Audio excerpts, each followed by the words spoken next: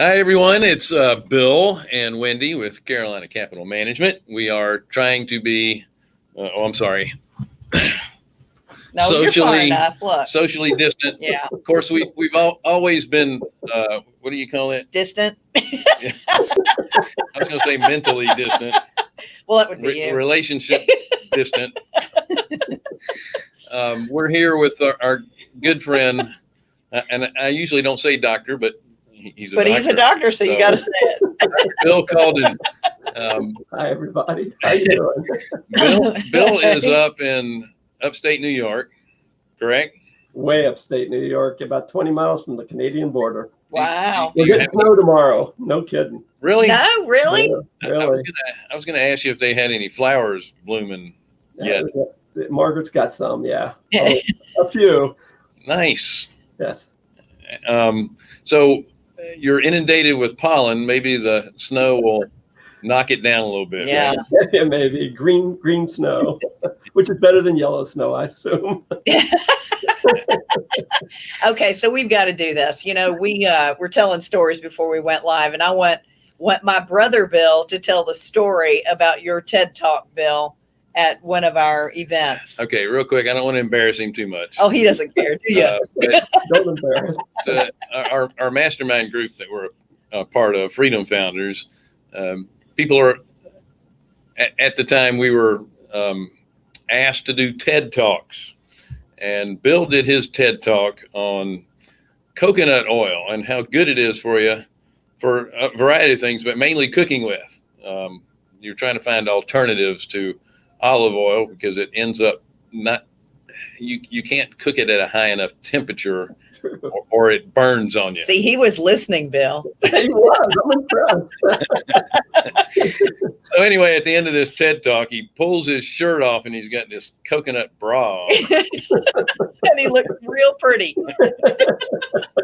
And he was using the coconut oil to help with the chafing. That's right. It all worked out good. Yeah. But I have to say it was absolutely hilarious. The people in the audience were falling out. And memorable. And Fortunately, I wasn't falling out. So Bill is a dentist in upstate New York. When he's not doing stand-up. And you have a really interesting background, being able to travel the world in the Air Force. Is that how you got into dentistry in the first place? Or were you in dental school and then you went into the Air Force? Yeah, I was in dental school, and I was getting towards the end of my dental school career, and I wasn't real confident in my speed and being able to make a living doing dentistry. And there was an Air Force recruiter hanging out in our break room and plying us with beer and burgers and things. And he says, hey, for 2 years you can come into the Air Force, and we're going to pay you, and you can learn to hone your skills a little bit. And it all sounded good to me. So we joined the Air Force and spent the first couple of years up in Michigan. And then when it was getting time to get out, the Air Force offered me an opportunity to go to Italy. So I was able to sell my wife on that proposition. So we went and spent 3 years over in Italy. And as I was getting towards the end of that, and it was time to get out, I said, Margaret, I have an opportunity to apply for a 2-year residency in general dentistry. Would that be okay with you? Because it'll extend our term in the Air Force a little bit. She said, well, sure, you'll never get in. You're not allowed to work. We've been together for a long time. So she was like, well, I don't know. Somehow the hand of God intervened, and I got into the residency. And that was a 2-year program that started a year after I got to San Antonio. So that was 3. And with that commitment, we were at the 10-year point, and I said, what the heck, Margaret? We're doing okay here. Why don't we just make it a career? So 2 years turned into 20, and it really was a wonderful experience. We got an opportunity to travel the world, and my most dangerous assignment was in New Jersey. So it was really, really good. And we have 4 kids, and evidently they like the lifestyle, and and kind of grew up with the patriotic. And so I don't know if you can see the picture behind me. We had all 4 of the kids are still in the military. All 4 of them are now in the Air National Guard. Wow. 3 of them are in one unit, and another one's a unit out in Wyoming. But my oldest boy is a pilot, and he went to the Air Force Academy. He's about to retire, which I've got a son old enough to retire. That doesn't make me feel very good. That's awesome. You should be so proud. I'm sure you are. That's awesome. Yeah, it's good. It's really good. We are very proud of our family. Well, thank you for your service and your family's service as well. Yeah, thank you. My father-in-law, who passed away a few years ago, was in the Air Force for 20 years as well. He was an air traffic controller. And you figured when he retired, he'd go into air traffic control civilian-wise. And he said, hell no, I'm not doing that. That's nerve-wracking enough. I've had enough of that. So I'm going to go into the mortgage business. That's really secure, isn't it? Oh my! So that's how I got into the mortgage business. Yeah, was through him. Yeah, which is how I got in through you. Yeah. It's funny. He told me, you should get in. By the way, I was a dental technician at the time. That's amazing. This all comes full circle. He said to me, you should get into the mortgage business. I said, well, why? And he said, well, you do really well at it. And I said, well, why do you think that? And he says, you have a personality. So that's all it takes, huh? Yeah, you'll pick up the math. Well, obviously it's worked out for y'all, so that's good advice. Yeah, it ended and up you can working hire out well. accountants, so that works That's out true. really well. That's why God made calculators. That's right. Oh my God, I've been spending. It seems like the last 3 or 4 weeks, I've just been on the phone and webinars with accountant after accountant, not to mention bankers and lawyers and everybody else. It's been crazy. Yeah, I have to say, I haven't been on so many Zoom and go-to webinars in all my life. Yeah. It is. I mean, there's a lot of knowledge you need to soak up out there. Yeah, for sure. And you can't talk to anybody in person anymore. Yeah. You have to scream at them across the street. So it's been very, very strange too. All the people talking about what they're going to do with their downtime. And I'm not seeing patients, but I tell you, I've got no downtime at all. I mean, I've been incredibly busy just trying to navigate these uncharted waters, Sure. It's wild. Well, it's funny. I live in suburbia, and I rarely see people other than in their car and pulling into their driveways. Mm-hmm. And I see so many people out walking down the street, getting exercise. We have these trails behind the house, and the trails are full. I used to never see people out there. Yep. And I'm looking at my wife going, where the hell did all these people come from? That's so true. Our neighborhood used to be so private. So we've decided that we're going to have a cul-de-sac social distancing party. So all the people that live on our cul-de-sac, we're going to put painter's tape out. Keep everybody in little pie things 6 feet apart. I'm going to bring out a Bluetooth speaker. We're going to get lounge chairs, and we're just going to sit out there and bring your own booze and sit out in the cul-de-sac and stay 6 feet apart. What a great idea. That sounds like a lot of fun. Yeah, well, we'll see how it goes. So you ended up settling in upstate New York. What made you decide to move there?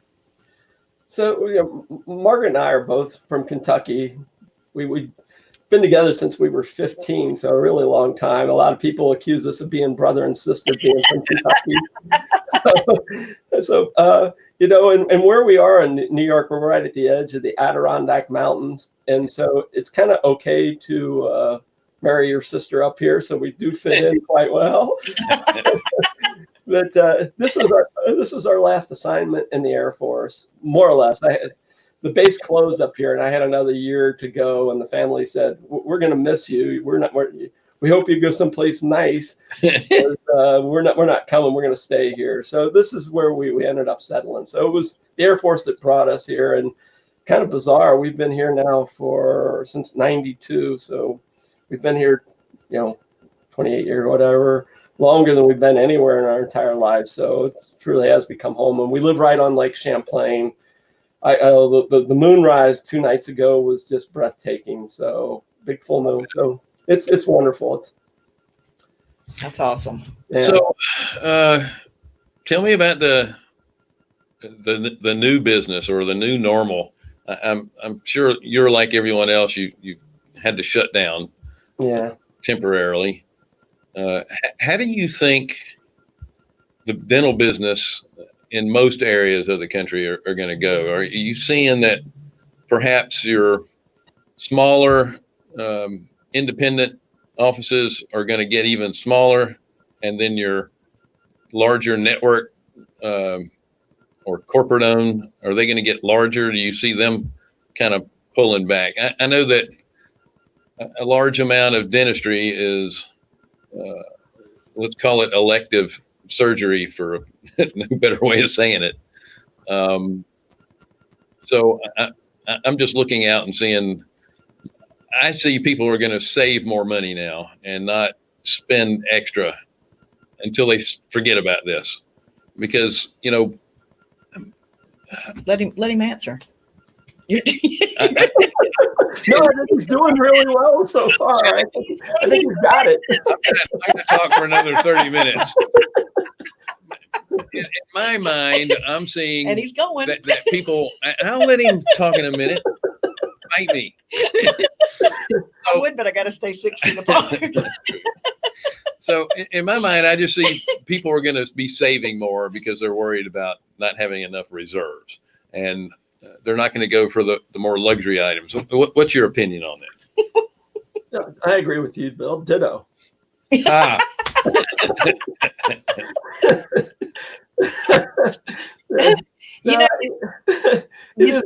You say that, but then you go, and we have a brother that's in the landscape hardscape business. He is swamped from people wanting to build decks and porches and outdoor kitchens and even putting greens. He puts those in as well. And then you go to Lowe's and it's packed.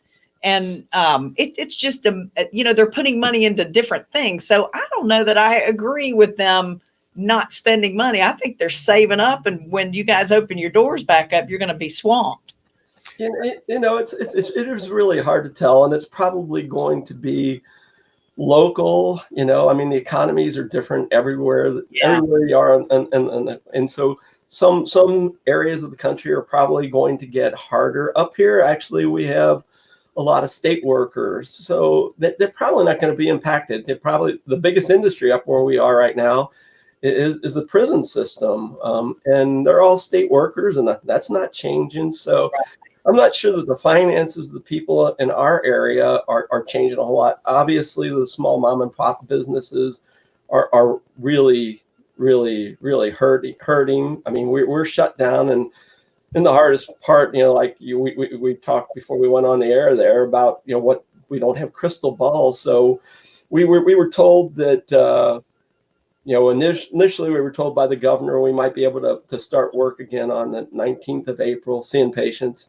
Now it's the 29th of April. And, I suspect it will be later than that. So the uncertainty from our perspective, our own individual perspective, is just the uncertainty of when we'll be able to start treating patients again.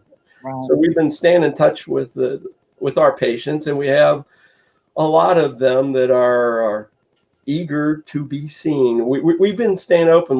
I think there are probably about 12, 13 dental practices in our general area, and we're the only ones that are seeing emergencies right now. Mm. And initially we saw quite a few, but now, we're probably down to a couple of calls a day or so. So even that is backed off. But our existing patient base that we've been in touch with can't wait to get back.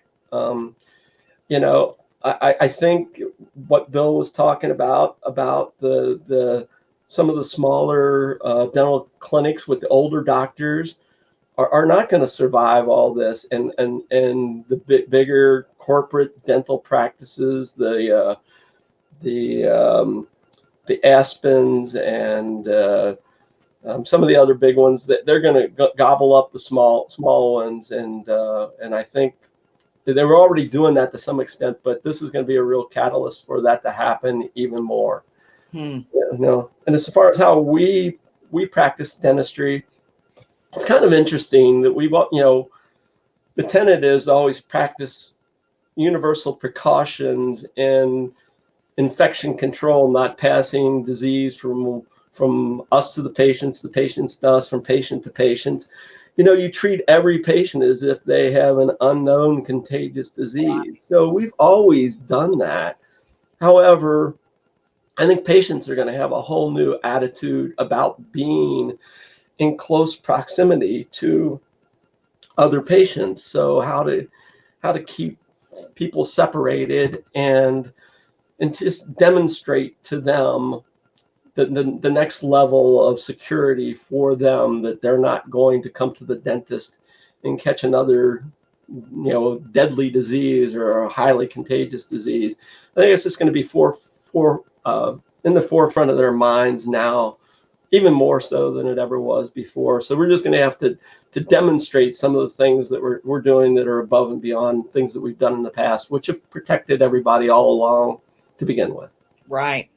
Do you see any change possibly in pricing for you? You know, we're watching housing prices possibly decrease. We're seeing interest rates increase. Do you see any changes in pricing for you as well in the dentist world? Yeah, I think some of the things, I think our fees are probably going to end up going up, because we're going to be, again, adding things that are demonstrably, you know, more promoting safety for the patients, you know, from an infection control point of view. So I think that some of those things, you know, that they have to be, you have to pay for that somehow. Right.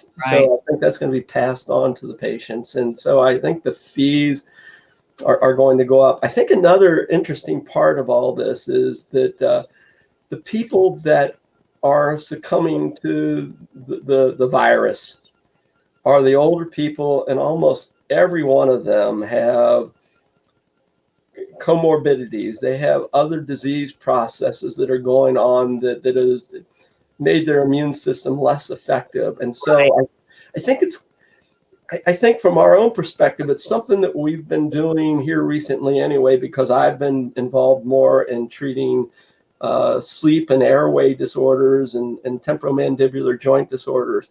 And a lot of those problems come from very basic nutrition. And so much of what we're seeing in the American population with the obesity problems and diabetes problems, these things right now are indeed pandemic too.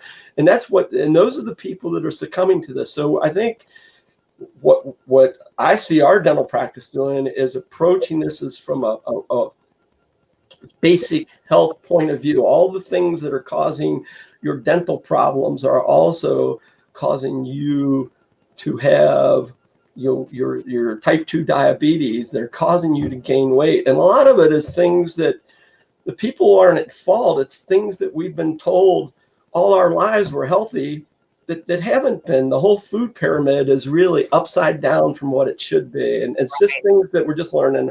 So I see our practice, we were heading that direction anyway, but I think it gives us an opportunity to talk to our patients completely differently than what we have in the past. That's awesome. I'm so glad you brought that up.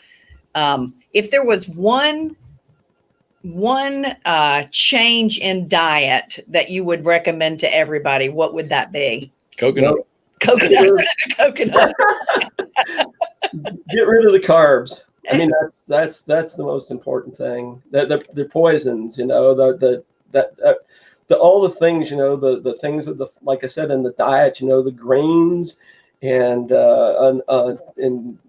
breads and things like that, you know, those are kind of hidden carbs, potatoes and things people just don't appreciate. You know, we all know that sugar's bad, and I feel horrible. For the longest time, I never thought that they were healthy, but I never realized how bad they were. I was the donut grandpa. You know, I would give my grandkids donuts, you know, and I look back and I see how that was not a good thing to do, you know.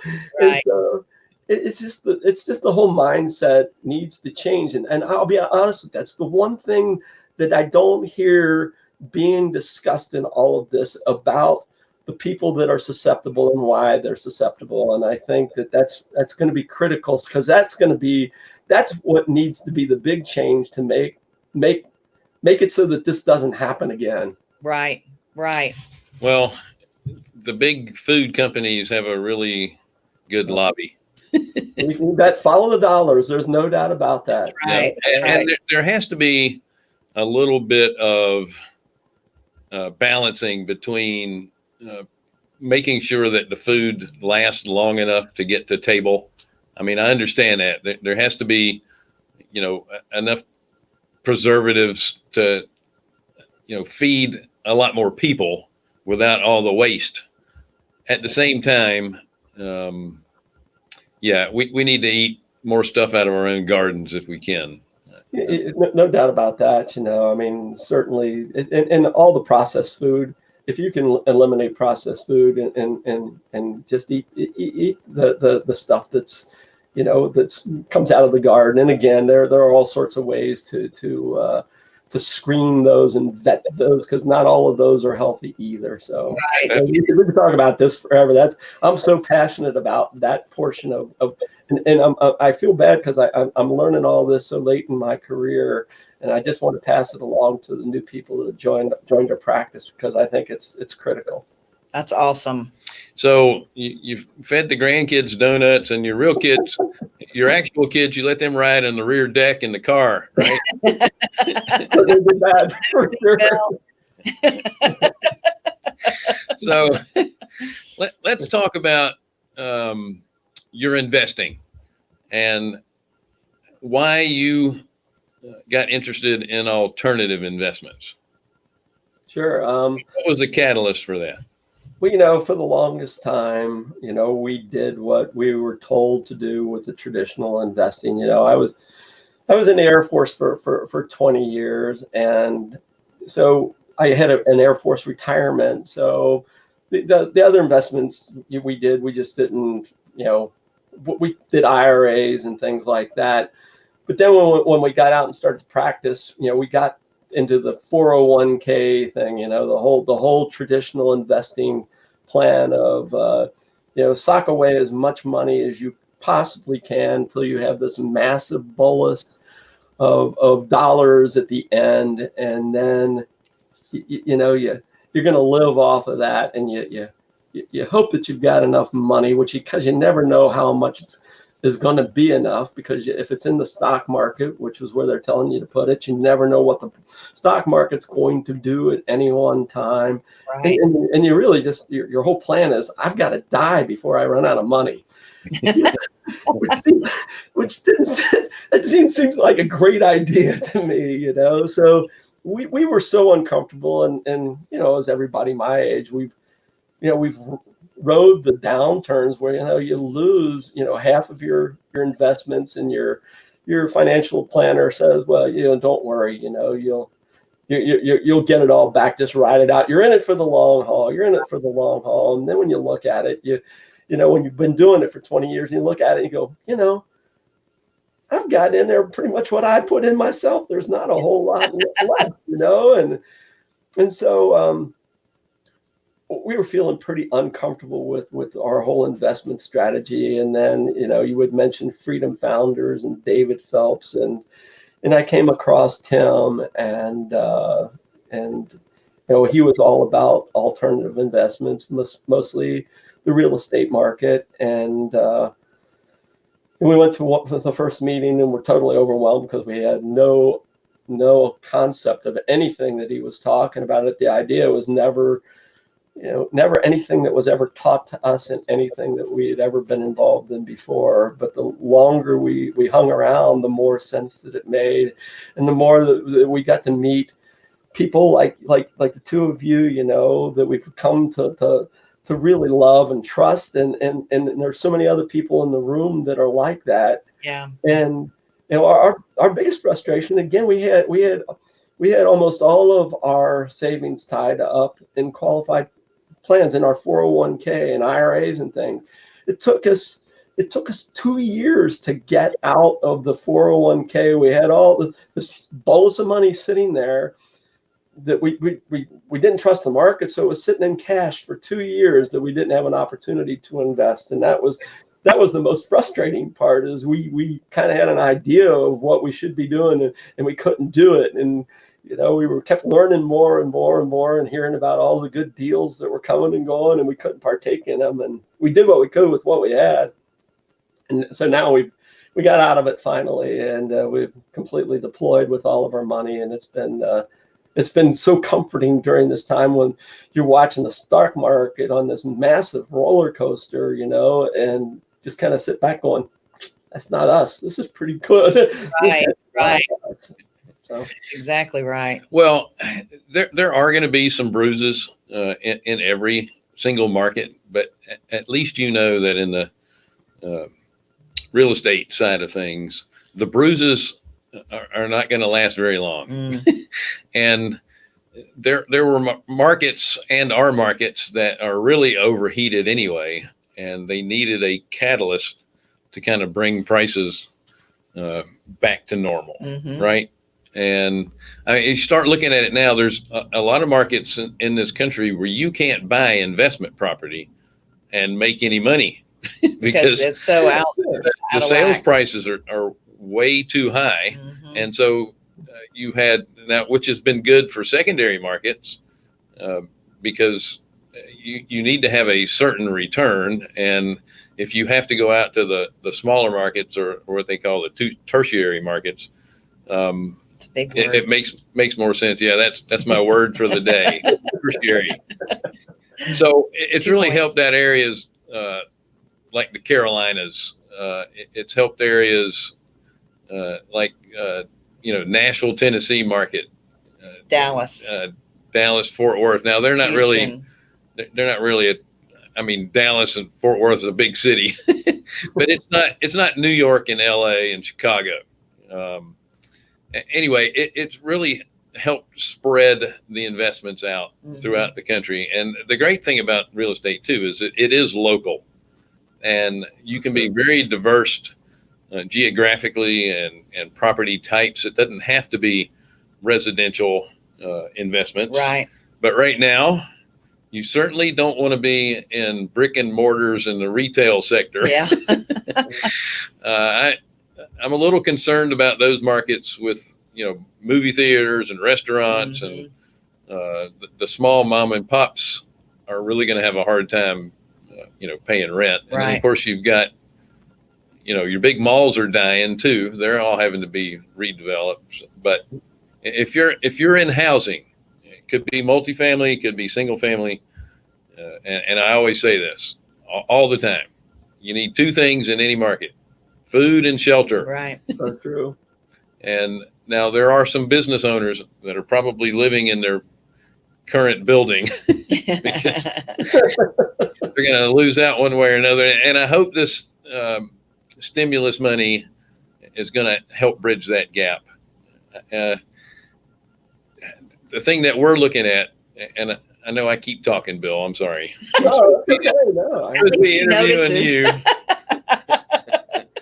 But as some markets are losing employees, there's other businesses that are trying to hire desperately. So it reminds me of you grab a balloon in the middle, and it expands on either side. So there's always going to be an up market somewhere else, and it's the same thing with real estate in general. Yeah. For sure. And there's going to be lots of opportunities coming out of this, as you well know. You've been through the down cycles before, and that's one of the reasons, again, why we feel so comfortable investing with you guys is you've had the experience, and even just now with what's occurring, as your situation changes and the climate changes, you guys have been able to pivot and take a different approach to how you are managing your portfolios and where you're getting your some of your money from, and so it's very comforting to be with people that have experienced what not exactly like what we're going through before, but have seen the down markets, and you kind of understand where the advantages are and where the disadvantages are, and your market, the people that you deal with, you're not new to the game, and so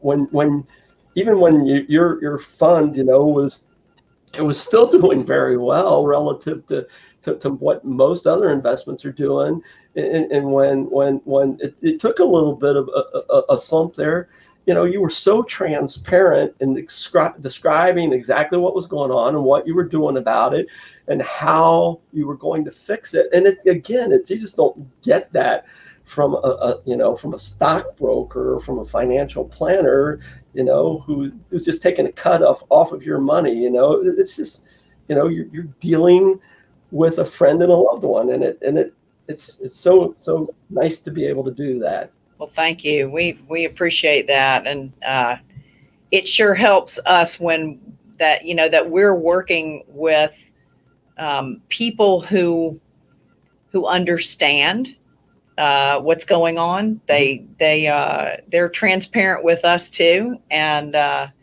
it's just a really good relationship to be in. I agree. Well, from our point of view, we want our investors to be as educated as possible, because the more they understand, the more comfortable they're going to be. And frankly, the people that don't want to learn are the people that I really don't want in our fund anyway. Yeah. Because they're the troublemakers. Markets do change and things happen, and they're not going to be understandable because they haven't been willing to educate themselves. Yeah. And I've spent a lot of time. Oh, I touched him. I didn't touch me. I'll have to edit that out. Where's my mask? Yeah. So one of the things that I've been spending a lot of time doing here lately is talking to borrowers who are calling for money and doing my best to talk them out of borrowing at this time. I'm trying to get people just to sit for about 30 days because they don't know what the values are going to be. And if we're doing any kind of loan right now, we're only doing 65% and we're collecting 6 months interest at the closing table. So that thinned the herd out pretty quickly. Yeah, I'm sure it did, having to come to the table. So the ones that have that kind of wherewithal to bring to the table, we're that much more comfortable with to begin with. But it's, I feel like I'm spending all of my time now just training people to be patient and really renegotiate what they're doing. If they think it's a good deal, they need to make it an even better deal because they really don't know what the prices are going to be like. And if we're worried about our exposure, they should be worried about their exposure as well.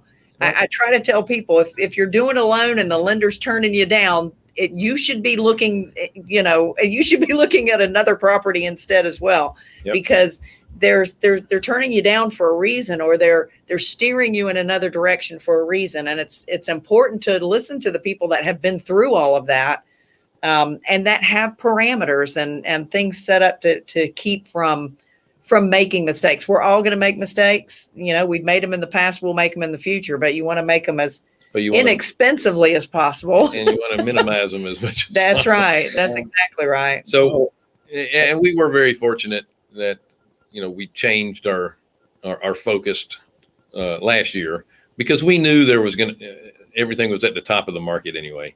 Sure. And, we were preparing. I don't want to say we were preparing for this. Yeah. Nobody was preparing for this. Yeah.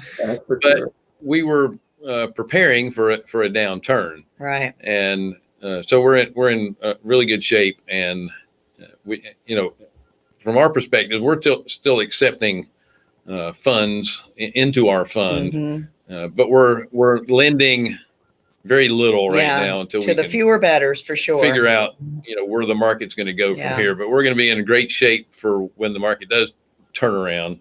We're going to be able to jump in and take advantage of. And, Bill, you mentioned Freedom Founders and David Phelps, and, we have to lift them up with just give them great kudos and credit and be grateful that we're in that group, because it's really because of Freedom Founders that they just constantly ask us, do you have a stress test, a trusted advisors? Do you have a stress test available? Are you thinking about, if you lost 25% of your business, what would happen? They're always making you think about what you're going to do in a defensive position if something like this happens. So you have to be on the offense to have all of those plans put into place in the beginning. And that's really helped us out a lot, watching what they've done and how they've changed their company and the way they do things really affected us as well, we wanted to be copycats. So many new people in that room, ask me, what's your return on investment here?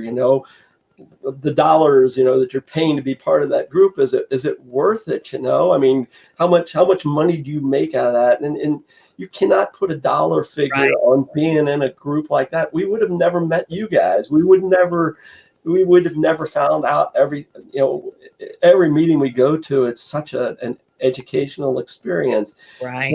And we've made so many good friends and good relationships. We have a woman working in our practice now is the daughter of Mark Jackson, who is also one of the trusted advisors, and so the relationships, you can't put a dollar figure on any of that. Right. Yeah, as a matter of fact, Mark is going to be one of our guests on the very next show coming up here at 1 o'clock. Around 1 o'clock. Yeah. All right, cool. Tell him I said hi. His daughter Amira says hi too. Bill, I want to thank you so much for joining us today. Yes, my pleasure, for sure. It's been awesome. I miss you. I haven't been able to see you in a little while. Virtual fist bumps. Yeah, right. And hugs. Tell Margaret we said hi. Yeah, thanks for everything, guys. Thanks for all you do for the community and for us. We can't thank y'all enough. You guys are great friends. We love you. Thank you. We love you too, Bill. And oh, by the way, the reason we live where we do is we already have leaves coming out on our crepe myrtles. And azaleas have all finished blooming, and we don't have any snow coming. Yeah. It's going to be a few months before I start sneezing up here anyway. Stay safe, Bill. All right. Likewise. Thanks very much, guys. See you Bye-bye. soon. Thank you very much. Bye. All right. So that's the end of this show. So tune in about 12 minutes. I can't see the clock. Oh, there it is. Yes. Again, if you have any questions, carolinahardmoney.com, and please, you can leave some questions or comments. We will get to them and answer them at a different time. Don't forget to like us and subscribe to our show as well. And if you go to our Facebook page, carolinahardmoney.com, you can watch this show on there at 1 o'clock. Yep. Right? Absolutely. All right. You guys have a great day. Thanks.